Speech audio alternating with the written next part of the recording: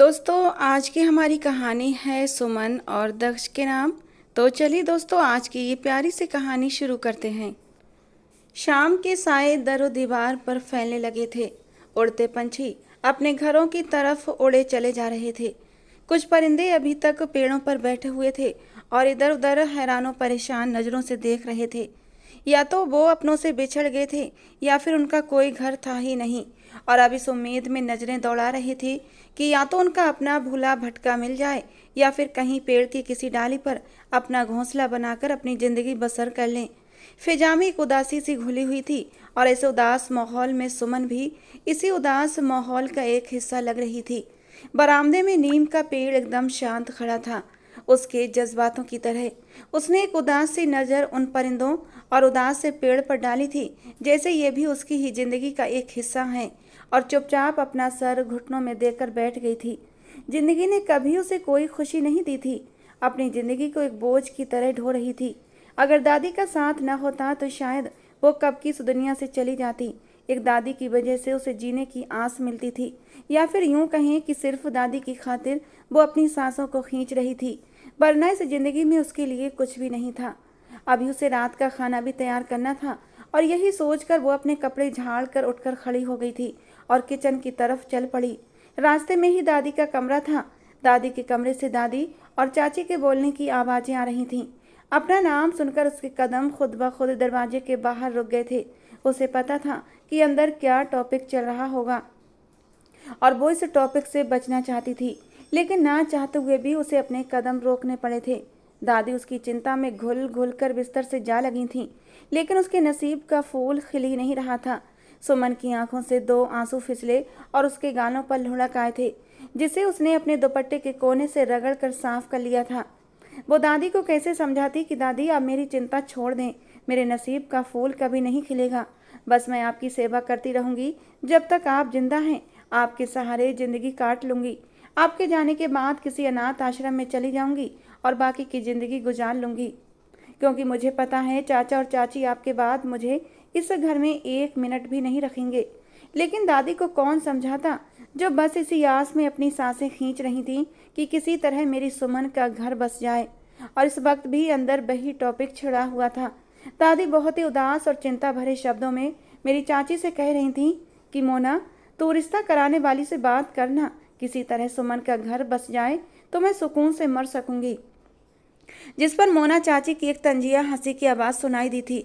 मोना चाची कहने लगी, अम्मा क्यों बेकार में खुद को हल्कान करती हैं और क्यों अपना और हमारा मजाक बनवाती हैं।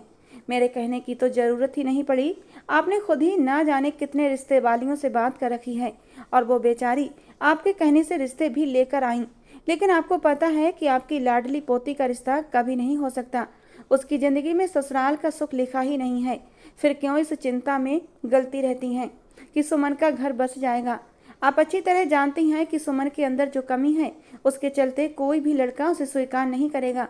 फिर क्यों आप खुद को और हम लोगों को परेशान करती रहती हैं।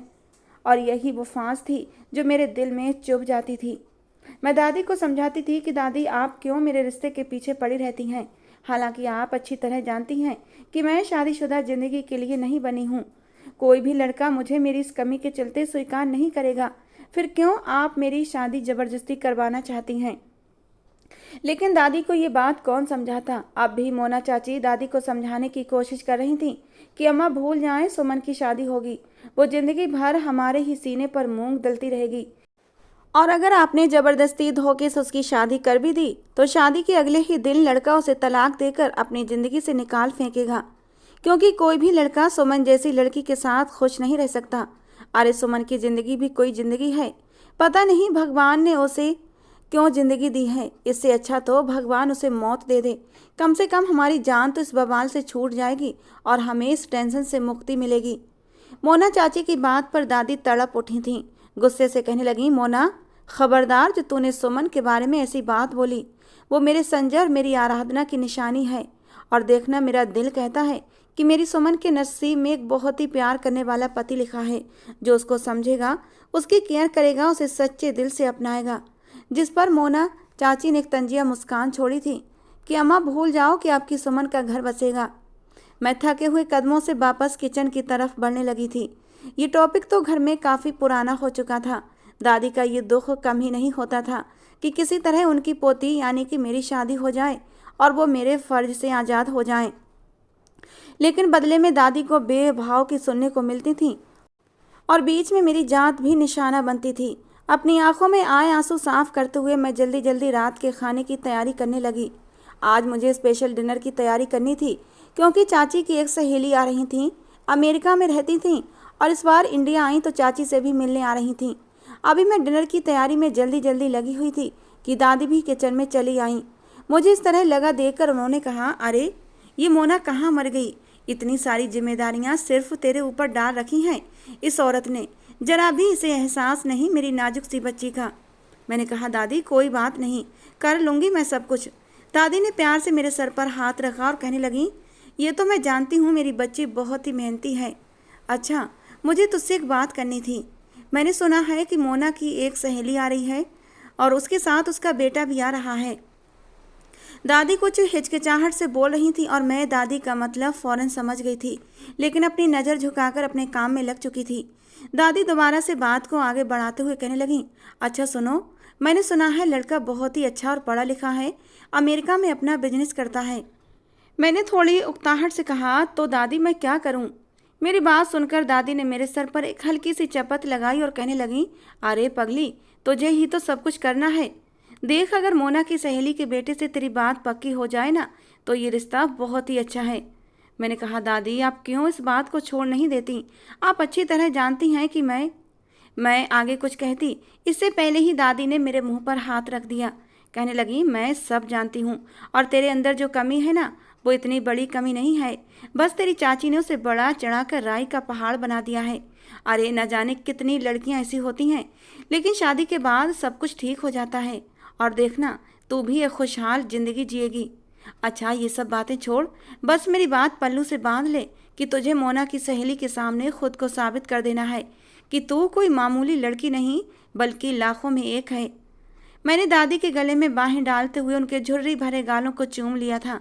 मैंने कहा, दादी आपको मेरी कितनी चिंता है, आप मेरी चिंता मत किया करें, सब कुछ भगवान के ऊपर छोड़ दें, वो मेरे लिए अच्छा ही करेंगे। दादी कहने लगी, अगर भगवान के ऊपर छोड़ दिया तो भगवान मुझे जल्दी ही इस दुनिया से उठा लेंगे और तू मेरे बिना बेसहारा रह जाएगी। अभी हम दादी पोती बातें ही कर रहे थे कि बाहर से चाची के चीखने की आवाज़ें आने लगी थीं। सुमन, ओ सुमन, कहाँ मर गई? अरे जल्दी से डिनर लगा, मेरी सहेली कब की आई बैठी है। मोना चाची की सहेली शायद ड्राइंग रूम में काफ़ी देर से आई बैठी थी और हम लोग आपस में बातों में इतना बिजी थे कि हमें कुछ एहसास ही नहीं हुआ था। मैं जल्दी जल्दी खाना बाउल में निकालने लगी। दादी से मैंने कह दिया कि आप जाएं, कमरे में आराम करें। दादी अभी किचन के दरवाजे तक ही पहुंची थी कि वापस पलटकर मेरे पास आई। मेरे गले में पड़ा हुआ दुपट्टा खोलकर अच्छे से मेरे कंधों से नीचे तक फैला दिया था और मैं दादी की बात का मतलब अच्छे से समझ चुकी थी। मेरे चेहरे पर एक जख्मी सी मुस्कुराहट फैल गई थी। दादी कहने लगी, अच्छा खाना ले जा और ध्यान रखना दुपट्टे को बड़े ही सलीके से ओढ़ना है तुझे। मैंने कहा, दादी ये सब करने का कोई फ़ायदा नहीं, अगर आप अभी मेरी शादी करवा भी देंगी तो बाद में तो लड़के को मालूम ही हो जाएगा। दादी ने मेरे मुंह पर हाथ रख दिया और कहने लगी, बाद की बाद में देखी जाएगी, फ़िलहाल तो जो मैं कह रही हूँ वही कर। मैं दुपट्टे को अपने आसपास अच्छे से लपेट कर खाना बाउल में डालकर ड्राइंग रूम में चली आई थी और डाइनिंग टेबल पर खाना लगाने लगी। मोना चाची की सहेली के साथ उनकी एक बेटी और एक बेटा आए हुए थे। मैंने एक ही नज़र उस लड़के पर डाली थी। अच्छा खासा खूबसूरत स्मार्ट सा लड़का था, किसी भी लड़की का सपना हो सकता था, लेकिन वो मेरा सपना तो हरगिज भी नहीं था, क्योंकि मैंने कभी भी जीवन साथी के ख्वाब नहीं देखे थे और ना ही मैं जीवन साथी के ख्वाब सजाने का कोई हक रखती थी। इसलिए मैंने जल्दी से अपनी नज़रें उस लड़के से हटा ली थीं। लेकिन मैं अपनी इस खूबसूरती का क्या करती जो पहले ही नज़र में सामने वाले को मेरा दीवाना बना देती थी। वो लड़का भी मेरी खूबसूरती का घायल हो चुका था और ये बात अगले दिन ही मेरे सामने आ चुकी थी। मोना चाची मेरे सर पर सवार थीं। मैं दादी के पास बैठी उनके पैरों की मालिश कर रही थी कि तभी वो दंदनाती हुई कमरे में चली आई थीं। कहने लगी, आखिर चला ही दिया ना तूने अपने हुस्न का जादू रवि पर। अरे वो तो तेरा दीवाना बन बैठा है, अब उसे क्या पता कि ये खूबसूरती सिर्फ आंखों के देखने तक ही सीमित है, बाकी इस खूबसूरती में एक बहुत बड़ा गिरहन लगा हुआ है। मेरी सहेली का फ़ोन आया था और रवि के लिए तेरा हाथ मांग रही थी। दादी तो ये सुनते ही जैसे खिल उठी थीं। कहने लगी, अरे ये तो बहुत ही खुशी की बात है। तूने अपनी सहेली से क्या कह दिया? मोना चाची ने हाथ नचाकर कहा, अम्मा कहना क्या है, मैंने तो जो सच्चाई है सुमन की वो अपनी सहेली को बता दी है। और मोना चाची की बात सुनकर दादी ने अपना सर पीट लिया था और मैं दोबारा से दादी के पैरों की मालिश करने लगी थी, क्योंकि मुझे तो पहले से ही पता था कि आखिर आगे होने क्या वाला है। दादी ने गुस्से से अपने पैर पीछे खींचे और बेड से उठकर खड़ी हो गईं। कहने लगी, अरे बेवकूफ़ औरत, तेरे दिमाग में अकल नाम की कोई चीज़ है भी या नहीं? जब सामने वाला खुद से रिश्ता मांग रहा है तब भी तूने बीच में रोड़े ही अटकाने हैं। मोना चाची कहने लगी, लेकिन अम्मा वो मेरी बहुत ही अच्छी सहेली है और मैं उसके साथ धोखा नहीं कर सकती। आपकी साधी अधूरी बेटी को उसकी बहू बनाकर नहीं भेज सकती। अगर कल कला को उसको पता चलेगा तो वो मुझसे गुस्सा करेगी और मैं उसे क्या जवाब दूंगी कि मैंने उसे पहले क्यों नहीं बताया। दादी कहने लगी, लेकिन मोना तू बात को ज़्यादा ही खींच रही है। आखिर सुमन के अंदर ऐसी कौन सी बड़ी कमी है? आज के ज़माने में 50-60% लड़कियां ऐसी हैं जिन्हें इस परेशानी से जूझना पड़ रहा है। मोना चाची कहने लगी, लेकिन अम्मा आपकी पोती में कुछ ज़्यादा ही कमी है। बल्कि ये कहना गलत नहीं होगा कि आपकी पोती कोई आम इंसान नहीं बल्कि ये किन्नर है और सच्चाई को आपको स्वीकार करना ही होगा।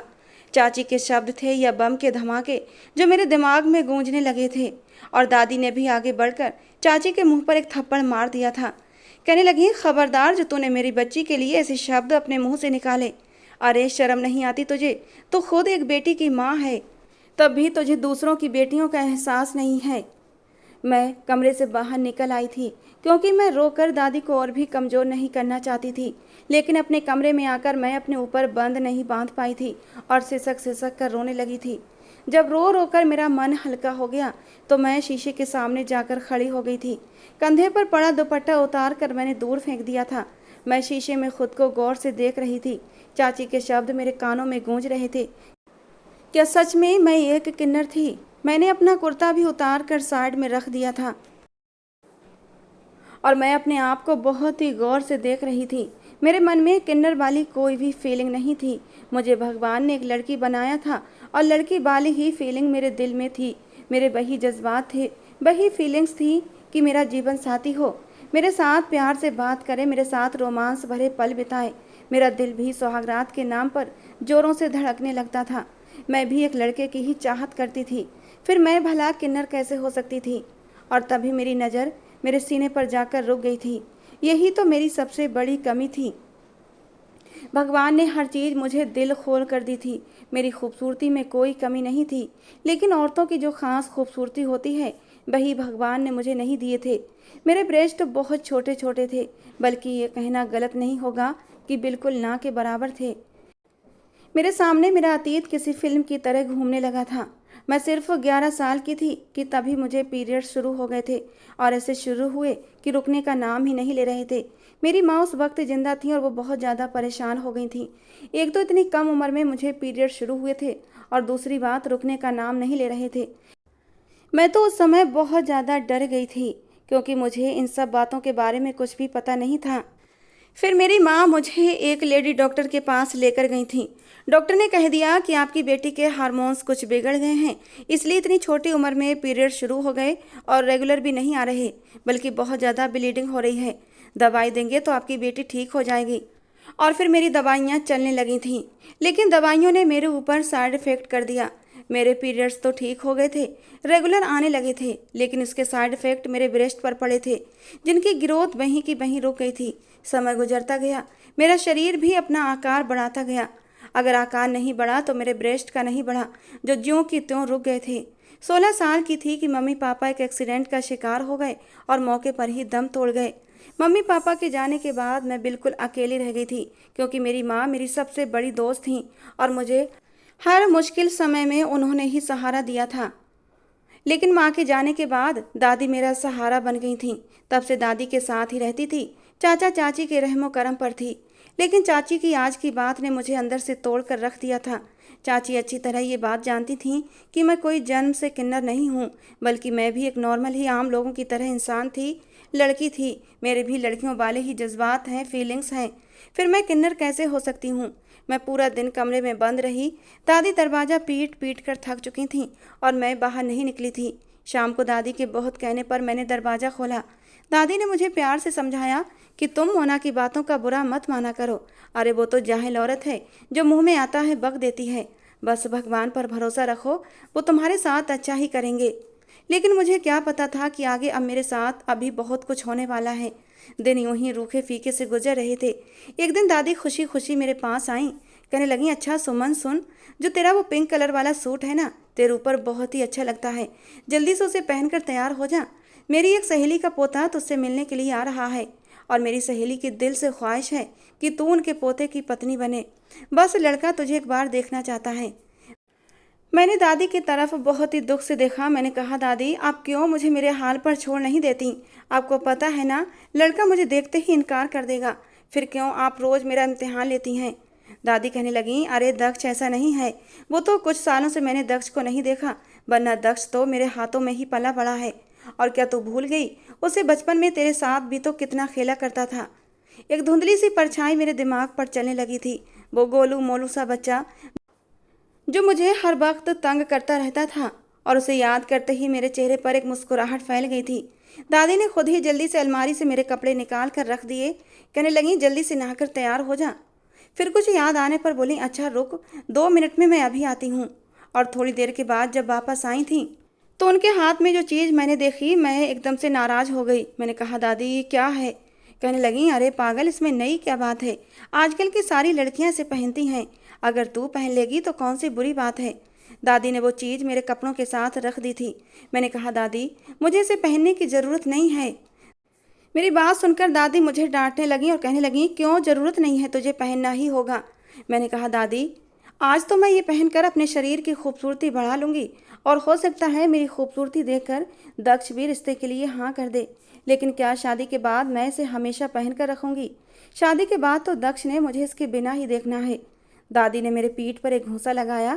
कहने लगी, बेशरम लड़की, अपनी दादी के सामने ऐसी बातें करते हुए तुझे शर्म नहीं आती? मैंने कहा, दादी इसमें शर्म वाली कौन सी बात है? जो सच्चाई है उसे झुठला नहीं सकते। पति पत्नी का रिश्ता ऐसा ही होता है कि एक दूसरे से कुछ भी छुपा नहीं होता। दादी कहने लगी, अच्छा जा, बात की बात में देखी जाएगी, तू इसे पहनकर जल्दी से तैयार हो जा। ना चाहते हुए भी मुझे दादी की लाई हुई वो चीज़ पहननी पड़ी। शायद दादी मोना चाची के कमरे से लेकर आई थी। जब शीशे के सामने खड़ी हुई तो कुछ देर के लिए ही सही, लेकिन मेरी ये कमी छुप गई थी, और शायद मैं दुनिया की सबसे हसीन लड़कियों में से एक थी। और वही हुआ जिसका मुझे अंदाजा था। दक्ष मुझे पहली ही नज़र में पसंद कर चुका था, बल्कि जाते जाते मेरे कान में सरगोशी भी कर गया कि यार सुमन, मुझे तो विश्वास ही नहीं होता कि ये तुम वही सुमन हो जो बचपन में हर वक्त अपनी नाक अपने कपड़ों से साफ करती रहती थी और हर वक्त रोती रहती थी। उसकी बात सुनकर मैं मुस्कुरा दी थी, लेकिन दिल की धड़कनें अजीब अंदाज से धड़क रही थीं। दक्ष मुझे भी अच्छा लगा था, मैं भी उसके साथ अपनी ज़िंदगी गुजारना चाहती थी। लेकिन शादी के बाद क्या होगा, यही सोचकर मेरे रोंगटे खड़े हो रहे थे। दादी ने मोना चाची को सख्ती से मना कर दिया था कि तुम अपना मुंह नहीं खोलोगी, और यूं मेरा रिश्ता जल्दी ही दक्ष के साथ तय हो गया। 15 दिन के बाद ही मेरी शादी की तारीख भी रख दी गई थी। इतनी जल्दबाजी पर मैं हैरान थी, और दादी तो खुशी से फूली नहीं समा रही थी। और फिर वो दिन भी आ गया जब मैं दक्ष की दुल्हन बनकर उसके आंगन में उतर चुकी थी। थोड़ी बहुत रस्मों के बाद मुझे दक्ष के कमरे में पहुंचा दिया गया था। आने वाले पलों का सोचकर मेरा दिल जोरों से धड़क रहा था। दिल की अजब ही हालत हो रही थी। एक तरफ दिल में दक्ष की संगत के लिए अलग ही फीलिंग्स आ रही थी। मेरा भी दिल दक्ष के सपने सजाने लगा था, लेकिन दूसरी तरफ इस बात का डर था, अगर दक्ष को मेरी सच्चाई पता चलेगी तो वो मुझे धुतकार देगा। दिल ने चुपके से भगवान से दुआ की थी कि हे भगवान, दक्ष के दिल में दया डाल दे और वो मुझे मेरी इसी कमी के चलते स्वीकार कर ले। लेकिन शायद ऐसा मुमकिन नहीं था, क्योंकि कोई भी लड़का अपने हम सफ़र को यूं आधा अधूरा नहीं चाहता, और ख़ासकर लड़के तो अपनी पत्नी की इसी खूबसूरती पर नज़र रखते हैं। बाहर से मुझे अब तक मेहमानों के शोर शराबे की आवाज़ें आ रही थीं। शायद दक्ष के दोस्त, दक्ष के रिश्ते की भाभियां और बहनें दक्ष को तंग कर रही थीं, और दक्ष भी हंस हंस कर उनका जवाब दे रहा था। कितना खुश था वो अपनी आने वाली ज़िंदगी को लेकर, लेकिन मैंने उसे धोखा दिया था। मुझे ऐसा नहीं करना चाहिए था। एक आंसू मेरी पलकों से टूट कर नीचे लुढ़क आया था। कुछ ही देर बाद बाहर शांति हो गई थी, और कमरे के बाहर मुझे किसी के चलने की आवाज़ आई थी। मेरा दिल जोरों से धड़क उठा था। शायद दक्ष कमरे में आ रहा था और फिर अगले ही पल दक्ष दरवाज़ा खोलकर अंदर कमरे में दाखिल हो चुका था। सबसे पहले उसने अपने हाथ में पहनी हुई घड़ी उतार कर साइड टेबल पर रखी थी। उसके बाद वो बेड पर बैठकर अपने शूज और सॉक्स उतारने लगा था। मैं उसकी एक एक हरकत पर घूंघट के अंदर से नज़र रखे हुए थी, साथ ही अपने दिल की धड़कनों को भी संभाले हुए थी कि अब आगे क्या होगा। थोड़ी देर बाद दक्ष मेरे सामने बैठ चुका था और फिर उसने मेरा घूंघट उलट दिया। कितनी ही देर तक वो मुझे मदहोश आंखों से देखता रहा, फिर मेरा कांपता ठंडा हाथ अपने हाथों में लेकर चूम लिया। उसमें मुंह दिखाई की अंगूठी पहनाई और कहने लगा, सुमन तुम बहुत खूबसूरत हो, मेरे ख्यालों से भी बढ़कर। जब दादी ने तुम्हारा नाम लिया था तो मैंने एकदम से इनकार कर दिया था, क्योंकि मेरे दिमाग में वही बचपन की रोती सिसकती सुमन आ गई थी। लेकिन तुम तो बिल्कुल बदल गई हो। सुमन, मैं तुमसे लंबे चौड़े वादे तो नहीं करूँगा, लेकिन इतना ज़रूर कहूँगा कि मैं हमेशा तुम्हें खुश रखने की कोशिश करूँगा। ये कहने के साथ साथ दक्ष मेरे करीब आ गया था, इतना करीब कि मैं उसके बदन से उठती परफ्यूम की खुशबू अपनी नाक में महसूस करने लगी थी। दक्ष प्यार से मेरी ज्वेलरी उतारने लगा था और इससे पहले दक्ष कोई और शरारत करता, मैं एकदम दक्ष से दूर हो गई थी, बल्कि बेड से ही उतरकर खड़ी हो गई थी। मेरी सांसें किसी धौंकनी की तरह चल रही थीं। दक्ष मेरी हरकत पर हैरान हुआ था। कहने लगा, सुमन क्या हुआ? क्या तुम आज की रात के लिए कंफर्टेबल नहीं हो? ये कहते कहते दक्ष दोबारा से मेरे करीब आ चुका था। मुझे पीछे से अपनी बाहों में लेकर अपनी तरफ को मोड़ते हुए मेरे गालों पर अपने प्यार की मोहर लगा चुका था और फिर उसकी उंगलियां मेरी गर्दन का सफ़र करने लगी थीं। इससे पहले कि उसकी उंगलियां रेंगते हुए कहीं और पहुंच जातीं, मैंने जल्दी से दक्ष को धक्का देकर खुद से दूर हटाया था। अब तो दक्ष बहुत ही ज़्यादा हैरान हुआ था। कहने लगा, सुमन क्या बात है, तुम इस तरह रिएक्ट क्यों कर रही हो? क्या तुम्हें इस रिश्ते की शुरुआत करने से पहले डर लग रहा है? देखो, मेरा विश्वास करो, मैं तुम्हें बिल्कुल भी हर्ट नहीं करूँगा। और ऐसे खूबसूरत नाजुक से फूलों को चोट नहीं पहुँचाई जाती, बल्कि उन्हें तो बहुत ही प्यार से रखा जाता है, उन्हें बहुत ही संभाला जाता है। और तुम भी मेरे लिए कोई नाजुक सा फूल हो। ये कहकर दक्ष ने दोबारा से मुझे अपनी बाहों में उठा लिया था। मुझे बेड पर लिटाकर मेरे ऊपर पूरी तरह झुक गया था। कहने लगा, सुमन जब तक तुम खुद को इस रिश्ते के लिए तैयार नहीं करोगी तो तुम्हारे दिल से डर कैसे निकलेगा? मेरा विश्वास करो, मैं तुम्हें चोट नहीं पहुंचाऊंगा। ये कहते कहते दक्ष दोबारा से मेरे करीब हुआ था। उसकी एक एक हरकत में बेताबियां भरी हुई थीं। वो आज की रात अपनी सारी शिद्दतें और मोहब्बतें मेरे ऊपर लुटाने के लिए बेकरार था, लेकिन मैं उसको खुद से दूर कर रही थी। और जब मुझे लगा दक्ष किसी तरह नहीं मानेगा तो मैं गुस्से से दक्ष से कहा, प्लीज़ मुझसे दूर हटो। मैंने कहा ना, मैं इस रिश्ते के लिए अभी तैयार नहीं हूँ। मैं रोते हुए उठकर खड़ी हो गई थी और दक्ष फटी फटी आंखों से मुझे देख रहा था, लेकिन जल्दी ही उसने खुद को संभाल लिया था। कहने लगा, अच्छा ठीक है, मैं तुम्हें कुछ टाइम देता हूँ। मैं तुम्हारे साथ कोई जोर ज़बरदस्ती रिश्ता नहीं बनाऊंगा, क्योंकि ज़बरदस्ती के रिश्ते ज़्यादा समय नहीं चलते। ये कहकर दक्ष बाथरूम में चला गया था। थोड़ी देर बाद आया तो मैं अब भी वैसी की वैसी बैठी हुई थी। कहने लगा, अच्छा जाओ, फ्रेश हो जाओ और आराम से सो जाओ, मैं तुम्हें डिस्टर्ब नहीं करूँगा। आगे की पूरी रात मेरी आंखों में ही कट गई थी। दक्ष सोफे पर जाकर लेट चुका था, लेकिन शायद उसे नींद नहीं आ रही थी, क्योंकि वो करवटें बदल रहा था। और नींद आती भी कैसे, क्योंकि कमरे में उसकी खूबसूरत पत्नी मौजूद थी और जिसे वो चाहकर छू भी नहीं सकता था। अगला दिन भी हमारा मिलने मिलाने और कुछ रस्मों रिवाजों में निकल गया था और फिर से रात आते ही मेरा दिल जोरों से धड़कने लगा था। भले ही दक्ष ने मुझे कुछ दिन की मोहलत दे दी थी, लेकिन दक्ष आखिर था तो एक मर्द ही। वो कब तक अपने जज्बात काबू में कर सकता था, और वो भी ऐसी लड़की के लिए जो उसके कमरे में उसके साथ रहती थी, उसकी पत्नी थी और उस पर वो पूरा हक रखता था। मैं जानबूझकर कमरे में लेट आई थी जिससे कि मैं आऊं तब तक दक्ष सो जाए, लेकिन जब मैं कमरे में गई तो दक्ष जाग रहा था और बेड पर लेटा हुआ मुझे देख रहा था। और मुझे देखकर फिर से उसकी आंखों में वही खुमारी उतरने लगी थी जो शादी की पहली रात थी। मैंने जल्दी से उसे नजरें चुराईं और बाथरूम में घुस गई। जानबूझकर बाथरूम में भी देर लगाई थी, लेकिन बाथरूम से निकल कर आई तब भी दक्ष जाग रहा था। मैं इंतजार कर रही थी कि दक्ष सोफे पर जाकर लेटे और मैं बेड पर लेट जाऊं, लेकिन दक्ष नहीं उठा तो मैं दक्ष के बराबर से तकिया उठाने लगी जिससे कि मैं सोफे पर जाकर लेट जाऊं। लेकिन दक्ष ने मेरा हाथ पकड़ लिया और खींचकर मुझे अपने करीब बिठा लिया। कहने लगा, मैंने तुम्हें इस रिश्ते की शुरुआत के लिए कुछ दिन का समय दिया है, लेकिन ये तो नहीं कहा कि तुम मुझसे अलग लेटो। हम एक ही बेड शेयर कर सकते हैं। विश्वास करो, मैं तुम्हें तंग नहीं करूँगा। मैंने कहा, लेकिन दक्ष मैं इस तरह कंफर्टेबल नहीं हूँ। कहने लगा, लेकिन धीरे धीरे तुम्हें इस रिश्ते को आगे बढ़ाने के लिए कदम तो बढ़ाना ही होगा। इस तरह मुझसे दूर रहोगी तो तुम्हारे दिल से डर कैसे निकलेगा। ये कहकर दक्ष ने खींचकर मुझे बेड पर लिटा लिया था और खुद भी मेरे बराबर लेट गया था। मुझे निहारते हुए दक्ष कोई गाना गुनगुना रहा था और मेरे दिल की धड़कनें इस वक्त अपनी तेज रफ्तार से दौड़ रही थी। मैं दक्ष से कुछ दूरी बनाकर अपने आप में सिमट कर लेट गई थी। कुछ ही देर में हम दोनों ही सो चुके थे, क्योंकि शादी के हंगामों में काफ़ी थक चुके थे। लेकिन रात का न जाने कौन सा पहर था कि मुझे दक्ष अपने बेहद करीब महसूस हुआ था। उसका एक हाथ मेरे पेट पर था और उसके हाथ की हरकत मुझे बता रही थी कि दक्ष जाग रहा था। धीरे धीरे दक्ष मेरे करीब हो गया था। वो खींचकर मुझे अपनी बाहों में दबोच चुका था। सरगोशी और मदहोशी भरे अंदाज में मुझसे कहने लगा, प्लीज़ सुमन, आज मना मत करना।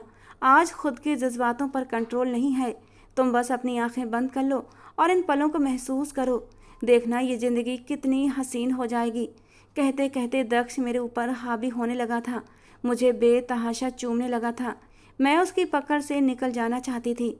मैंने उसे लाख विनती की कि दक्ष प्लीज़ थोड़ा सा समय मुझे और दे दो, लेकिन दक्ष पर तो आज पूरी तरह मदहोशी सवार थी। कहने लगा, नहीं दे सकता समय, आखिर तुम मेरी पत्नी हो। तुम पर हक रखता हूँ और वादा करता हूँ कि तुम भी मेरे साथ इन पलों को एंजॉय करोगी। लेकिन देखो प्लीज़, आज मुझसे दूर होने की बात मत करो। ये कहते कहते जैसे ही दक्ष का हाथ मेरे बदन पर रेंगने लगा था और फिर इससे पहले मेरी हकीकत दक्ष पर खुल जाती, मैंने दक्ष को धक्का दिया और उसकी मजबूत पकड़ से बाहर निकल आई थी।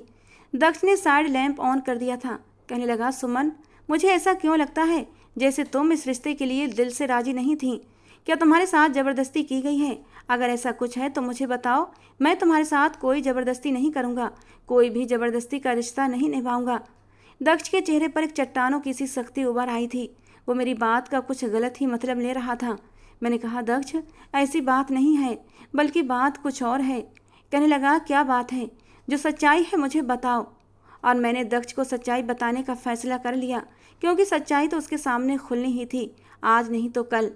मैं बाथरूम में चली गई और थोड़ी ही देर बाद सारे कपड़े उतार कर एक ढीले ढाले सूट में बाहर निकल आई थी, जिसमें मेरा पूरा बदन अपनी सच्चाई के साथ दिख रहा था। और जैसे ही दक्ष की निगाह मेरे ऊपर पड़ी थी, वो हैरान और फटी फटी निगाहों से मुझे देख रहा था। मेरी आंखों से आंसू बहने लगे थे। मैंने कहा, दक्ष, ये है मेरी सच्चाई, इसीलिए मैं तुम्हें खुद को करीब नहीं आने देना चाहती थी, क्योंकि मुझे डर था कि तुम मेरी हकीकत जान जाओगे और मुझे छोड़ दोगे। लेकिन मेरा विश्वास करो दक्ष, मैं तुम्हें शादी से पहले सब कुछ बताना चाहती थी, बल्कि मैं तो शादी ही नहीं करना चाहती थी। लेकिन दादी ने मुझे अपनी कसम देकर चुप करा दिया था, क्योंकि वो मरने से पहले मेरा घर बसा हुआ देखना चाहती थी। लेकिन मुझे पता है, कोई भी लड़का मेरी इस कमी के चलते मुझे स्वीकार नहीं करता, और इसीलिए मैं शादी ही नहीं करना चाहती थी। दक्ष, फैसला अब तुम्हारे हाथ में है। तुम चाहो तो मुझे अपनी ज़िंदगी से निकाल सकते हो, और मैं उफ तक नहीं करूँगी। ये कहते कहते मैं वहीं बेड पर बैठकर रोने लगी थी। दक्ष मेरे करीब आया, मेरी आंखों में आए आंसू साफ किए। कहने लगा, सुमन, ये तो भगवान का बनाया हुआ शरीर होता है, इसमें हम या तुम कुछ नहीं कर सकते। और मेरी नज़र में औरत की ज़ाहिरी खूबसूरती से बढ़कर अंदर की खूबसूरती है। तुम्हारा दिल बहुत ही साफ है, और मुझे क्या चाहिए? इंसान जिससे मोहब्बत करता है उसकी बड़ी से बड़ी कमियों को भी नज़रअंदाज कर देता है। ये कहने के साथ ही दक्ष ने प्यार से मुझे अपनी बाहों में समेट लिया था। कहने लगा, तुम जैसी हो मुझे वैसी ही स्वीकार हो। ये कहकर दक्ष ने मेरे माथे को चूम लिया था, और धीरे धीरे दक्ष की आंखों में फिर से वही मदहोशी और खुमारी उतरने लगी थी जो अब से कुछ देर पहले थी। यानी उसकी नज़र में ये कोई कमी थी ही नहीं। मेरा दिल अंदर तक सुकून से भर गया था, और मैंने खुद को दक्ष के हवाले कर दिया था। दक्ष ने अपनी भरपूर चाहतें मुझ पर लुटाई थीं। उसने मुझे महसूस ही नहीं होने दिया कि मेरे अंदर इतनी बड़ी कमी है। ये रात मेरी ज़िंदगी की सबसे हसीन रात साबित हुई थी। दक्ष की मोहब्बत की बारिश में मैं पूरी तरह भीग चुकी थी। कुछ ही देर बाद दक्ष बेखबर सो रहा था, और मैं उसके सीने से लगी अपनी आने वाली ज़िंदगी के सपने सजाने लगी थी, जो बहुत ही सुकून से गुजरने वाली थी। कि मुझे दक्ष जैसा हमसफ़र मिला था, जिसने मुझे मेरी कमी के चलते स्वीकार किया था। और जब मैं अपनी दादी से मिलने गई और दादी ने इशारों इशारों में मुझसे मेरी शादीशुदा रिश्ते के बारे में पूछा, तो मैंने दादी को बता दिया कि दक्ष बहुत अच्छा पति है, उसने मुझे मेरी कमी के चलते स्वीकार कर लिया है। तो दादी तो खुशी से निहाल हो गई थी।